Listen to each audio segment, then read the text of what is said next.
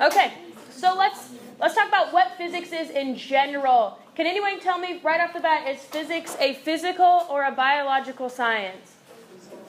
Physical, right? That should be a 100% answer, no hesitation. A physical or a biological science. It's a physical science, which means it deals with living or non-living things. Non-living. Non-living, okay? Biological, bio means living. So physics is a physical science that deals with non-living things. Okay, non-living things. What that means is that we're still going to study things that are living, how people move, things like that. But for the most part, the phenomena that we're studying have to deal with things that are non-living. Right? Gravity is not a living thing. Velocity and acceleration are not living things. Okay? Branch that involves the study of the physical world. We're going to look at things like energy, matter, and the relationship between the two. Okay? How those two things interact with one another.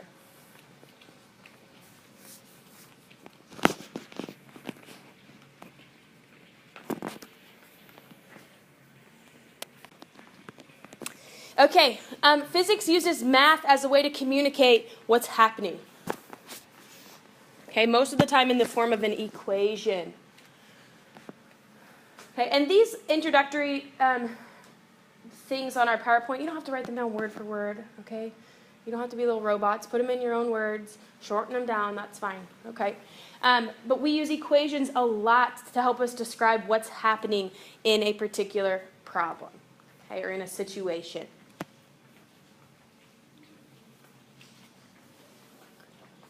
People a lot smarter than me have made these equations to predict every type of scenario, right? These equations that we get will work for every single type, okay? And they allow us to make predictions for every single type of scenario. So these are some things that you need to think to yourself, okay? You don't have to write these down. Can you rearrange equations? Can you successfully rearrange equations on either side of an equal sign? Hopefully you're saying yes. Can you solve for a variable? Hopefully you're saying yes. Can you plug in numbers to solve that equation? Hopefully you are saying yes. Okay? So in our equations and in our problems, we might be getting 6 variables, right? Horizontal speed, horizontal distance, vertical distance. We have to be able to identify those types of variables and then find where they go in the equation correctly to get it to come out. Okay, so those are things that we need to be able to do. I'm not going to throw you into that day one, right? We're going to start with easy variables and easy equations, but we're going to work our way out, okay? So hopefully you're good with those types of math things. I'm going to give you kind of a general sense of how we can go about solving word problems. Okay, first thing that you always are going to do when we see a word problem, which is how about 90% of our physics problems come, and I know word problems freak people out a little bit. That's okay. Okay? When we see a word problem, the first thing we're going to do is write down what we know. So if it tells us our speed, we're going to write it down. Okay? If it tells us our displacement or our starting position, we're going to write it down. So we're going to take all those numbers given to us in our problem, and we're going to start to dissect those. Okay? Write what we know. I'll show you when we start working problems, but I like to make a list in the margins telling me what's happening in my problem. Okay, so if in my problem I'm given a velocity, and I'm given a distance, and I'm given a time, right? I'm going to start listing those in the margins so I can keep myself organized. Because like I said, if we get to problems with 6, 7, 8 variables, and you don't write them down, you try to plug them in, you're going to get lost. Okay, so keeping yourself organized with these types of problems are important. Okay? After you write down what you know, you're going to look through your list of equations and try to decipher, what do I have? What am I missing? What am I trying to solve for? Right? That's going to tell you what equation you're going to have to use. And I know it may seem a little scary as many equations as I'm talking about, but I will always give you an equation sheet. Okay? You will always have an equation sheet on every quiz, every test. These aren't ones that you have to memorize. Okay, so you'll always have those available to you. When you're working on your homework and when you're taking quizzes and tests, you'll have those in front of you. Okay, so you don't have to worry about memorizing those. Okay, sorry, you can skip that part. What should you be solving for? So we're writing down what we know. We're finding the right equation. We're figuring out what we need to solve for. Okay, are we solving for time? Are you solving for distance, speed, acceleration, whatever it might be? Okay, after that, it's kind of a plug and chug, right? Plug our numbers in, get that answer out.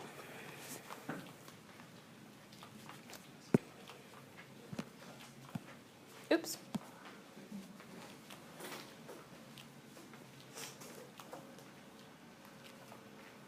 So this is very general steps. You'll see that the process that I follow when we start doing some actual problems is very similar to this. We write down all our variables, we pick our equation, we figure out what we're solving for, we plug it in, and we solve it out.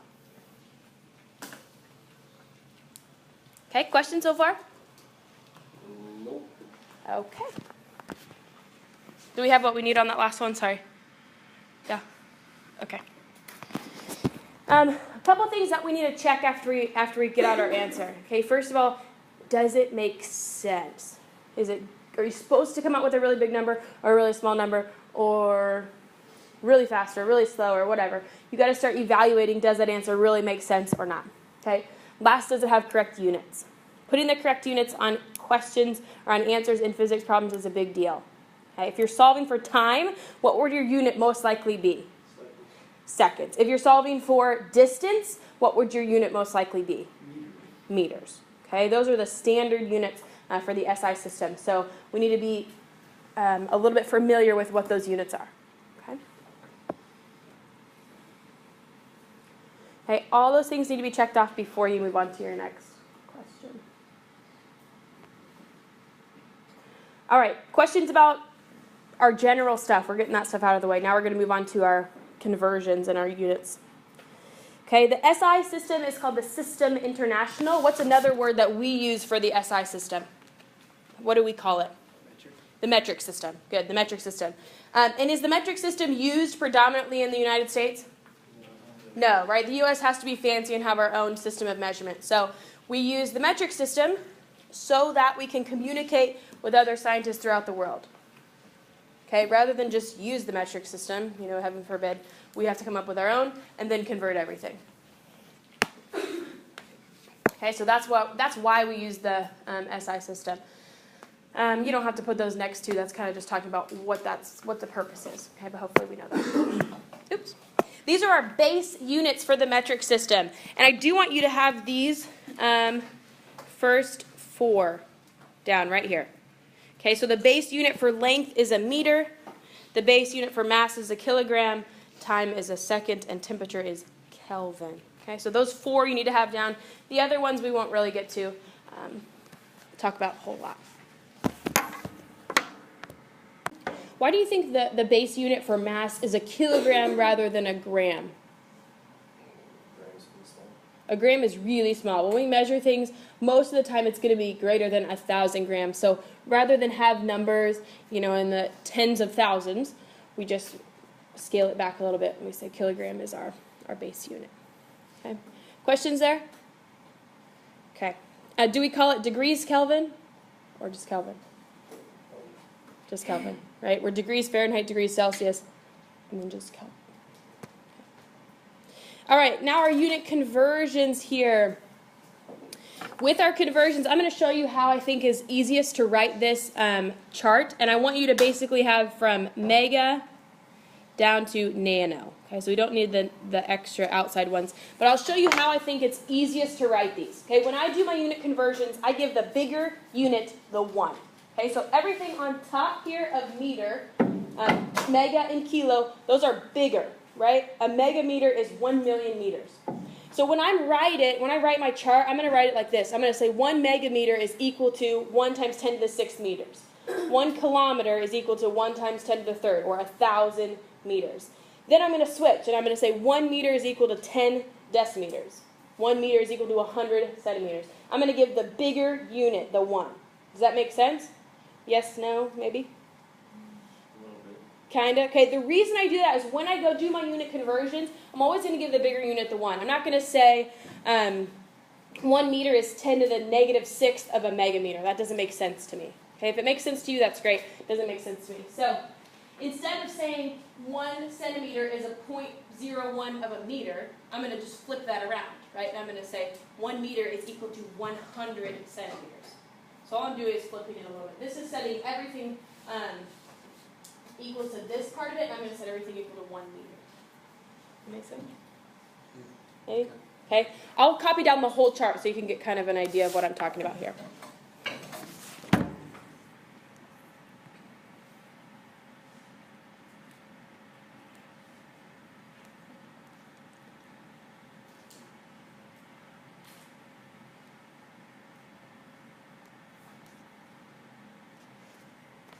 Okay, so that's saying 1 megameter is equal to 1 times 10 to the 6th meters.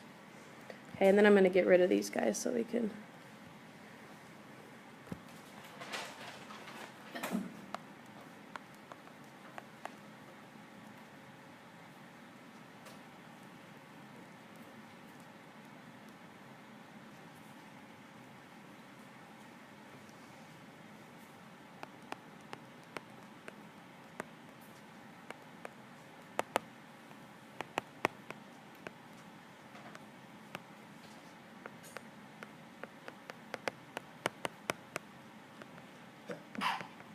Bless you.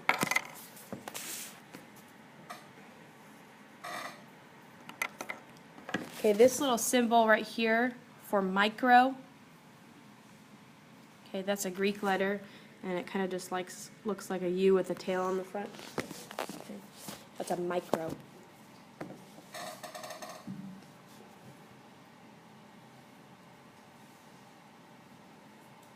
So my method for converting is called a T-chart, and this is how the T-chart works. The first thing you do is you write what you know. Okay, so what is it here that we know? We know we have 193 inches. 193 inches. Okay, and then we draw our T. We want to go from inches to miles. Does anyone know how many inches are directly in a mile? No, but what do we know about a mile? 5,280 feet. So we know how to go from inches to feet, right? Okay, so let's do that. So if I want to get rid of my unit, I put it on the bottom. If I want to go 2 feet, I put it on the top. Okay? And realistically, it's not necessarily always bottom and top. It's always opposite of where you are currently. Okay? So opposite of where we are. Then we draw our next little line here. Each conversion has its own little own little column in our T-chart. So within feet and inches, which is the larger unit? Feet. So we say, how many inches are in 1 foot? 12. Okay? So now I can look here. I'm done with inches. Now I'm left in feet. Is that what I want to be in? No, I want to be in miles. So I'm going to put feet here, and I'm going to say miles here. Okay, and miles is the bigger unit. So 5,280 feet are in 1 mile. I'm done with feet because I've canceled that, right? The whole reason we go top and bottom is that so we can cancel those units. Because now once we have miles, which is what we want, we're going to multiply across the whole top, then divide by the whole bottom. Okay, so go ahead and grab your calculator. Next class is your calculator quiz, but hopefully you have one with you today.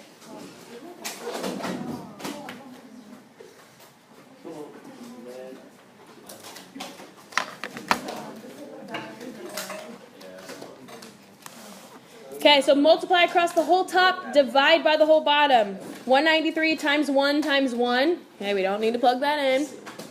But what's important here is that when we divide by the whole bottom, it's either divide by parentheses, 12 times 5,280, or it's divide by 12, divide by 5,280. Okay, if we do divide by 12 times 5,280, it's not going to do it in the right order for us. Right? It's going to mess it up. So we need to do divide by 12, divide by 5,280, or use parentheses on that denominator. Okay, that's important. Should we be getting a really big number here or a really small number here? We should be getting a really small number. That's where we got to look back and see what we should be expecting. All right, Sammy, tell me what you got. 0.003, and what's our units? Miles. Do we all agree? Okay, great.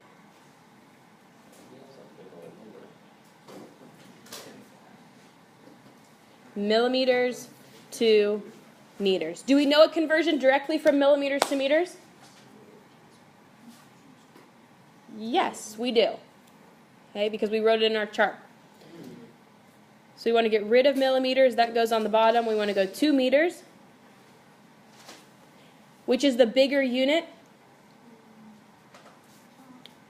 Meters is the bigger unit. And how many millimeters are in 1 meter? 1,000. Okay, milli and kilo both mean 1,000, but they're on either side. Okay, so all we're doing here is dividing by 1,000, or we can move the decimal place 3 places, but essentially that's going to give us 1382.013 meters. Okay, that's nice with the metric system. You can just move your decimal place, or you can plug it into your calculator either way. So when we look at these problems, we've got to be understanding that we're going from a lot of numbers of millimeters to meters. We should be getting a smaller number. If you're getting a bigger number, that means you probably flip-flop those. Okay, so just make sure you're paying attention there. Okay, so which of those conversions was easier or simpler? The second one, right? Even though we know the U.S. system, listen, we're not having to convert with weird numbers like 12 inches and 5,280 feet. The metric system is everything is an order of 10 or an order of 100. So it's a little simpler with the metric system. Okay. I don't want to talk about this right now. Okay. These are U.S. system to metric system conversions. So these are ones that you will need to have in your notes. Okay. If we start with U.S. and if we go to metric system, we need to know these.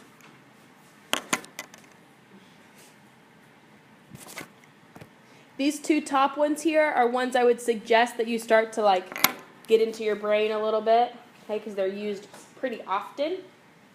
The other ones aren't used quite as often. Ty ran 2.433 kilometers. How many? I need to fix my typo there. How many centimeters did he run?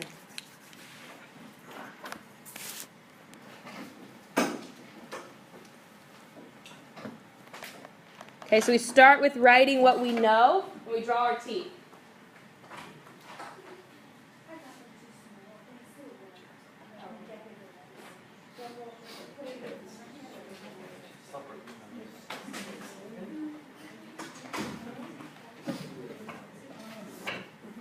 Do we have a conversion directly from kilometers to centimeters?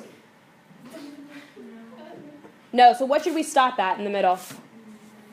Meters. We should stop at meters. Okay, so we're going to go from kilometers to meters, and then we'll go from meters to centimeters. Okay, if you want to plug in all the units first, you can. If you want to go numbers with it, you can.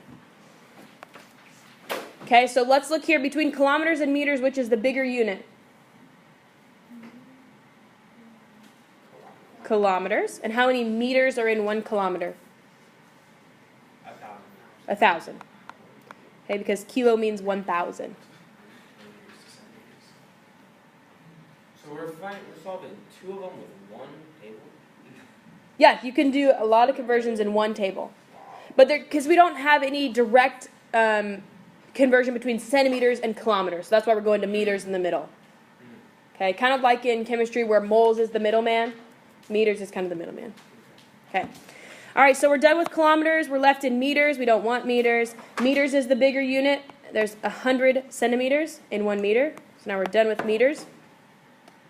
Multiply across the whole top, divide by the whole bottom. Should we be expecting a big number here or a small number? Big, right, big. All right, we can move the decimal place.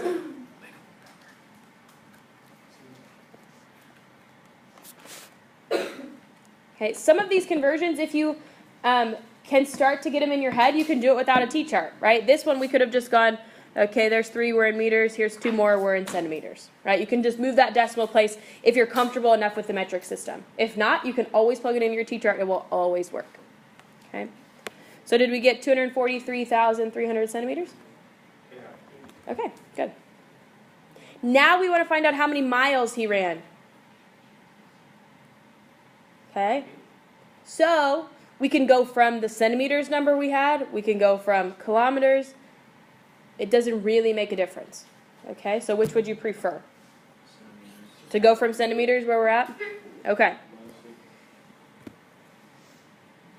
So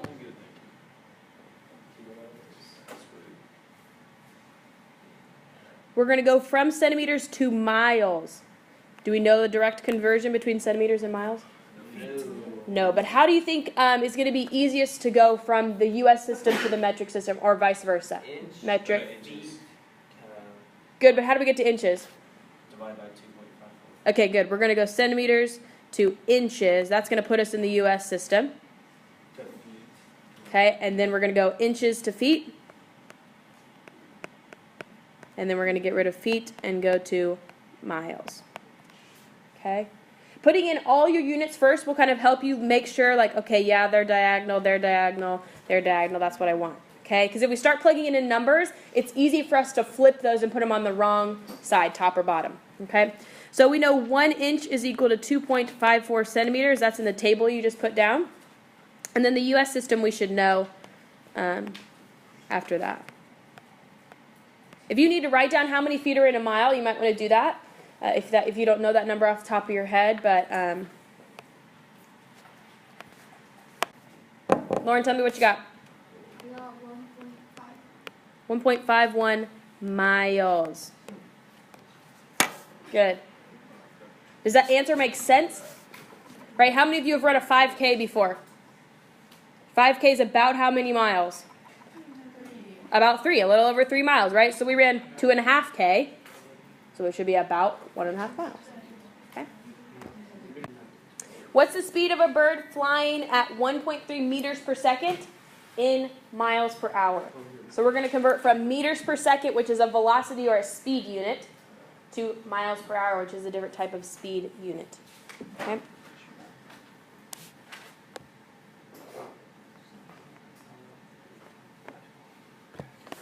Okay, and this is how we start this unit conversion.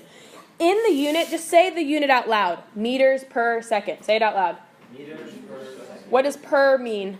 Every 1 second. There they go. Okay, good. Or it means divided by. Okay? But you're right. 1.3 meters every 1 second, right? That's what it's saying. That's how far he's traveling and over what time he's traveling. So anytime the unit has per in it, meters per second or miles per hour, that means that we need to split those units. Okay, so 1 on top, 1 on bottom. So meters, it's not any one you want to go on top. Meters per second, so over. We want to convert it to miles per hour. So that means we need to go from meters to miles, and we need to go seconds to hours. Do you care which one goes first? No.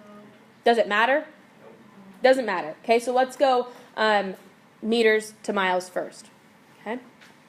What's the easiest way to go from meters to miles, do you think? Meters to feet, right? So I'm going to go meters to feet, right? And we know that this is our kind of backwards one, so 1 foot is equal to 0.305 meters. Okay, so now I'm left in feet per second. That's not what I want. I need to go from feet to miles.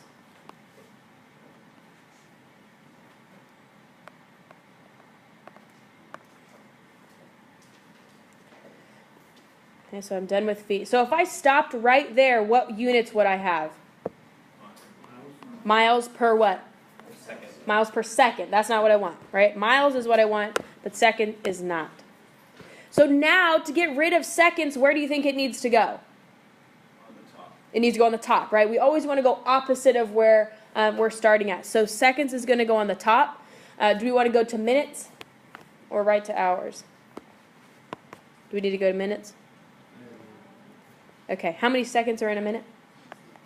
60. Okay, and how many minutes are in an hour? Okay, so we'll do kind of seconds to hour conversions a lot. You'll know that 60 times 60 is 3,600. You could just go 3,600 seconds in 1 hour. Right? You can take one step out of that if you want. But we're done with seconds, and that leaves us with miles per. We got about 2.906 miles per hour.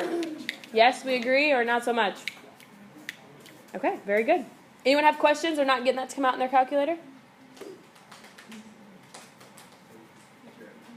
Okay.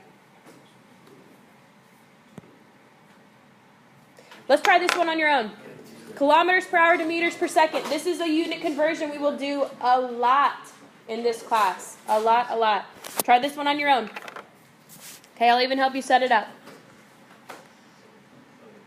90 kilometers per hour. 25 meters per second. Raise your hand if you agree. 25 meters per second. Okay, good. So let's look at the shortcut here. I'm going to show you a shortcut for going from kilometers per hour to meters per second. So 1 kilometer is equal to 1,000 meters. And 1 hour is equal to 3,600 seconds. Right? If every time we go from kilometers per hour to meters per second, right, it starts like this and it ends up with meters over second. So this part of our T-chart will look the same every single time, right? Doesn't that make sense? If we're going to go from kilometers per hour to meters per second, this part of our T-chart will always look the same. Okay, so what we're going to do is I want you to take your calculator and plug in 1,000 divided by 3,600.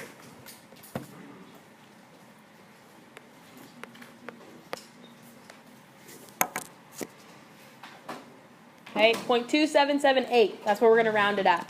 So that means to go from kilometers per hour to meters per second, we're going to multiply by 0.2778. That's our shortcut. Okay, if you want to memorize that shortcut, that's great. If you want to do the T-chart every time, that's great also.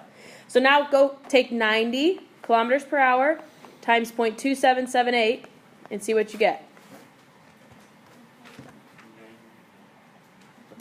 So should we just Yeah, you can. get it in our minds to do 1 hour is 3,600 seconds? Because I did it. Yeah. Split it in. Yeah. That's going to take a whole section out of your T-chart. Did we get 25? You get the same answer? Yeah. Okay, so if you want to use that shortcut, you're more than welcome to. You can write that down if you want. If I wanted to go from meters per second to kilometers per hour, what would I do differently? Divide. I would divide by 0.2778. Okay, so let's rewrite this here. So if I want to go from kilometers per hour to meters per second, I multiply by 0.2778. If I want to go from meters per second to kilometers per hour, I divide by 0.2778. Okay? If you want to use the shortcut, great. If you don't want to, that's fine. Okay, but it does save you quite a bit of time in terms of your converting. All right? Questions with unit conversions, we feel pretty comfortable? Hopefully? All right, very good. Let's talk about significant figures, everyone's favorite topic, right? How many of you at least have a familiarity with the term significant figures, or have you heard that before? Okay, good. Hopefully you've heard significant figures before at least. If you know the rules and you're comfortable with them, you don't have to write it down. If you don't know the rules, then write them down. Okay? Not all figures or digits in a number or a measurement are significant. Okay? So this is just an example. You don't have to write this part down. I'm going to walk through this example for you. A meter stick is used to measure a pen, and the measurement is recorded as 14.3 centimeters. Okay? This measurement is telling us that we have 3 valid digits. Okay, 3 valid digits. 2 that we are sure of, and 1 that we estimated. Okay? So on this meter stick, I want you to look at this. Actually, this one doesn't work for my example. This meter stick would be saying that we only can measure to full centimeters. Okay, we know it's 14 centimeters for sure, and then we're pretty sure it's around 14.3. That's what this is telling us. We're always estimating our last digit. Okay, so we read what it gives us, and we estimate 1 more. So we're sure it's 14 centimeters, and we're pretty sure it's 14.3. Okay, we're estimating that last digit. But all 3 of those digits are significant. Okay, so here's our rules for significant figures. How do we tell if our numbers in a measurement are significant or not? Okay, so any digit that is not a 0 is considered significant. Okay, so any digit that's not a 0 is significant.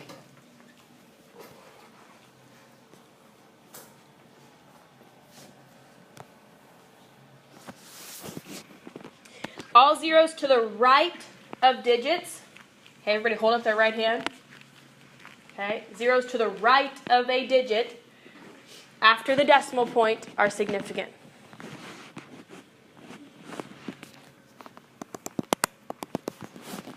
Give me an example of what that would look like. Zeros to the right of digits after a decimal point.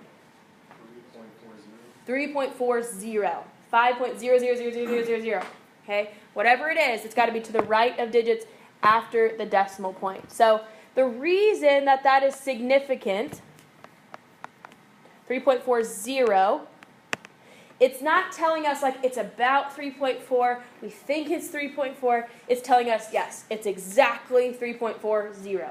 Okay, that 0 is giving us kind of like a little endpoint there. And it's telling us, yes, we really think it's 0.34 or 3.40. All right, zeros to the left of digits are non-significant. Okay, so the left of digits before they start are non-significant. They're what we consider placeholders. Okay, so zeros to the left of digits, non-significant.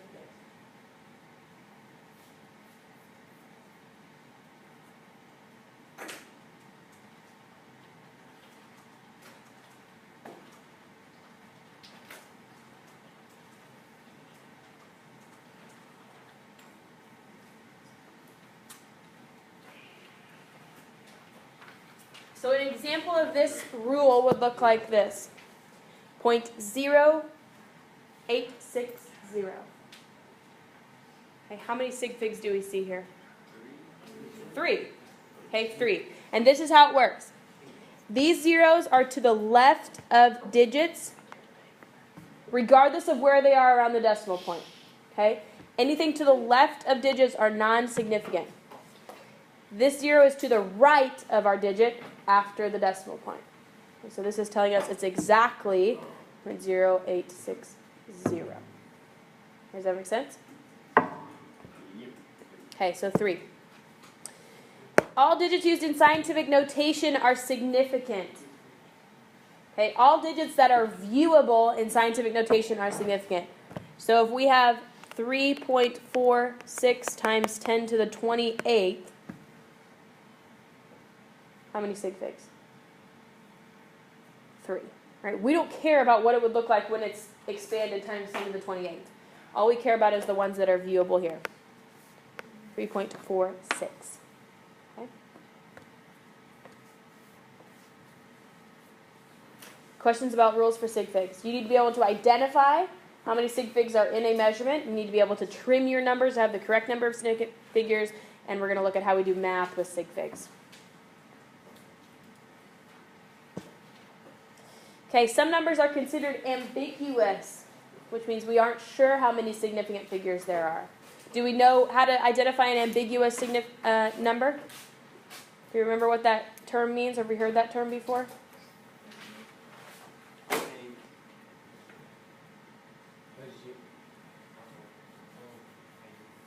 That's okay. Ambiguous means we aren't sure because there's what I call trailing zeros. Okay, these are trailing zeros and there's no decimal point. So we have no idea, is it around 120,000? Is it 120,000.000? Is it 119,500 and it's rounded up? We don't know. Okay, so this is considered an ambiguous number. We aren't sure how exact this measurement is. Okay, so ambiguous numbers are no good. We want to try to avoid ambiguous numbers when we answer problems and answer questions. And I'm going to show you how we can avoid ambiguous numbers. Okay. These are our 2 rules for fixing an ambiguous number. Scientific notation or add a decimal place. That's how we fix an ambiguous number. Okay, so, sorry, I'll give you a second here to write this down.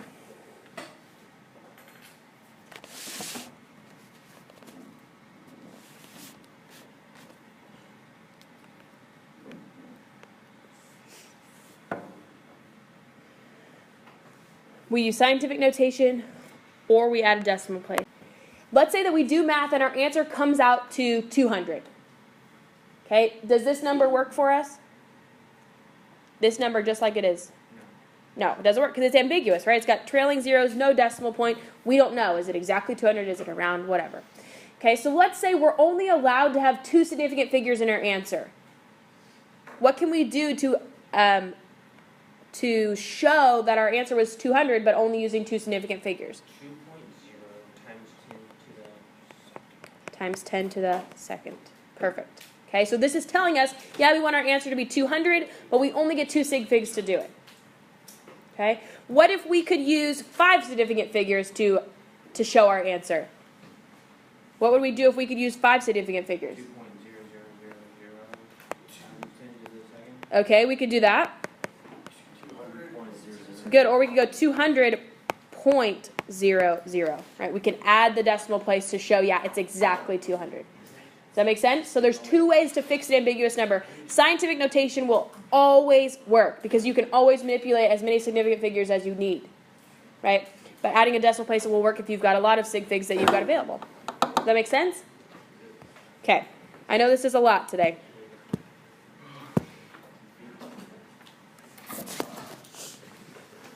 So now what do we do with math and significant figures?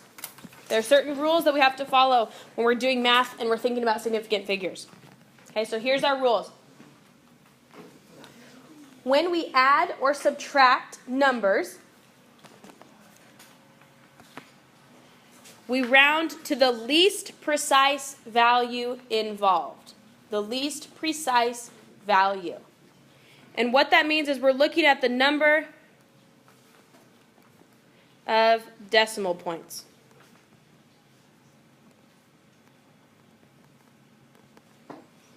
Okay, least precise. So if I've got two numbers, 14 and 14.68, which is my least precise number?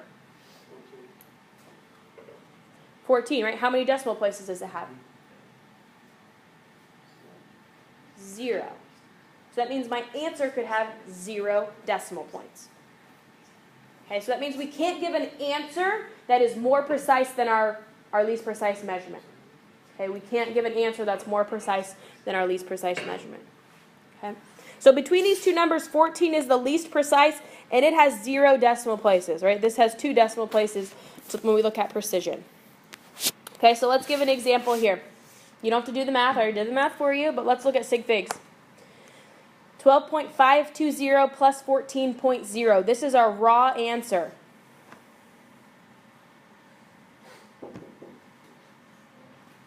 Which of those numbers is least precise? Does anyone have eclipse forms with them? 2. Go ahead and get them out and I'll come to the office. 2. Which of those two numbers is least precise? 2. What 2? 14.0. 14.0 is Numbers being added? yes, those numbers are being added together. Oh, yeah. 14.0. 14.0 is being added together, yes. Oh, I get what you're That's a saying. lot. I thought she was saying, like, which are under. Anyone else? Eclipse forms? Okay. Thank you. Thank you. All right, so these two numbers are being added together. Here's our raw answer. 14.0 is least precise, and how many decimal places does it have? 1. So our answer has to be rounded to 1 decimal place.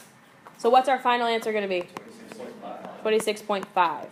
Okay? We always round a 5 up, round a 4 or below down. Okay, that's our rules for rounding. All right, good. We talked about that. Now when we multiply or divide, it's a little simpler. Instead of looking at decimal places for multiplication and division, we look at the fewest number of Sig Figs. Okay, round your answer to the same number of Sig Figs as the least precise measurement. Okay, so you're looking at smallest number of Sig Figs.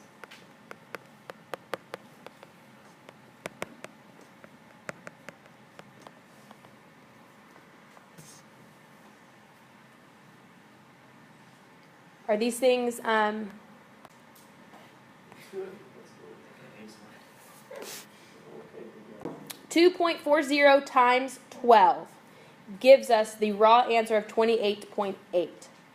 So between these two values that are being multiplied together, which has the fewest number of significant figures?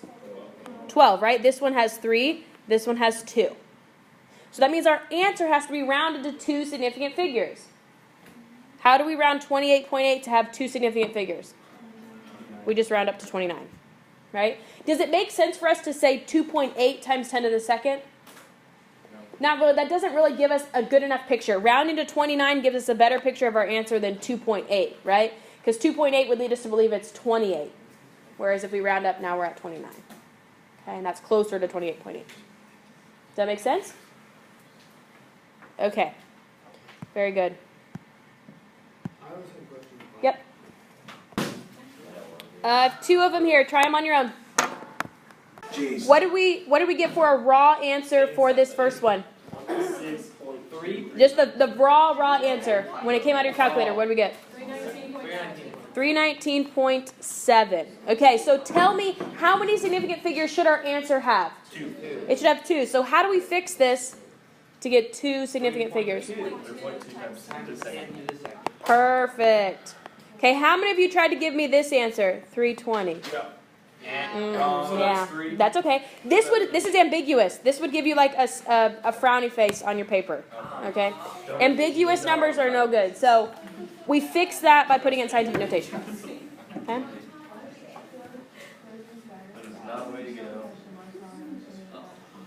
That's all right. I'm sure you weren't the only one. With our addition problem, what was the raw answer that we got? 26.281. Okay. What is our least precise number here? Which one's our least precise? 7.4. And how many? 1 decimal place. This one also has 1 decimal place. Okay. Yep. Same thing. This one also has 1. So we need to round this to 1 decimal place. So our final answer is 26.3. And what am I missing on my answer? Units. Okay, very good. Okay. Do we need a review on scientific notation, or we feel good about scientific notation? Okay, if we feel good, then I'm good with that. One of them. Okay, so I want to give you one quick, listen, it's okay. I want to give you one quick reminder, because a lot of us try to memorize, okay, if I move the decimal to the left, it's going to be negative, or move the decimal to the right. That's garbage, okay? Don't do that, because most of you still get it wrong when you do it that way, okay? If I want to express this number, oops, I'm not going to go through all this stuff. If I want to show this number, 15,028, okay, is that number larger than 10 or smaller than 10? Larger. So that means my exponent has to be positive. Exponent is positive if the number I'm trying to express is larger than 10. Okay, so that would leave me with 1.5, I can take it however far I want, times 10 to the, what would it be? Fourth. 1, 2, 3, 4. Okay. This number was larger than 10, so my exponent is positive. If I'm trying to express this number, this number is larger or smaller than 1? Smaller, so my exponent will be negative. So 2.9 times 10 to the negative 1, 2, 3, 4, 5. Okay? This number always has to be between what? This number right here. What do they have to be between? 1 and 10. Good, 1 and 10. All right, good. So a lot of you try to memorize, move to the left, move to the right. That's garbage, okay? Bigger than 10, positive exponent. Smaller than 10, negative exponent. Cool? All right, that's it.